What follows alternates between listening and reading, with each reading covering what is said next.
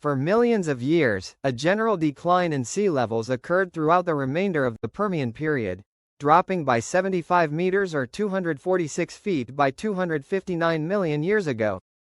That date marks when the shallow sea completely disappeared, leaving behind large swaths of former seabed which was now dry.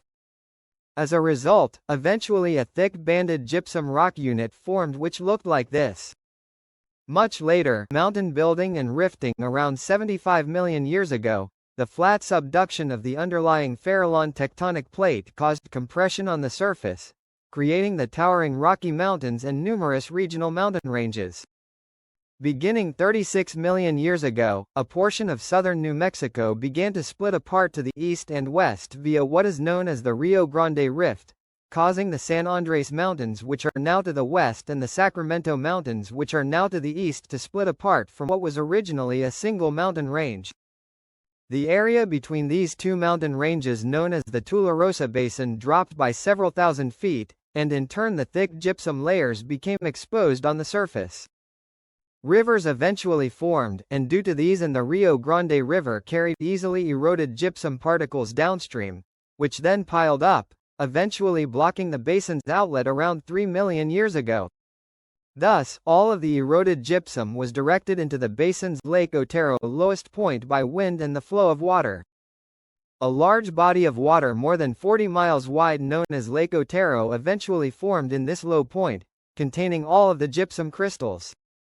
After the last glacial period ended around 12,000 years ago, this massive lake dried away, depositing 4.5 billion tons of white gypsum particles which had been pulverized by the absurdly soft nature of this mineral, making it highly prone to erosion and the fact most of it was transported a fairly sizable distance.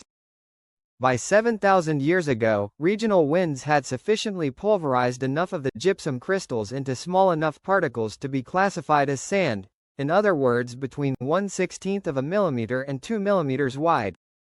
This sand then blew together into large piles, forming the first regional white sand dunes. Since then, the winds have continued to migrate the various dunes, creating towering features.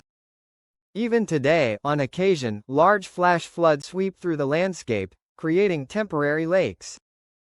When these lakes eventually evaporate away, gypsum crystals, they leave behind large gypsum crystals, repeating the process on a much smaller scale that led to the formation of this overall dunefield.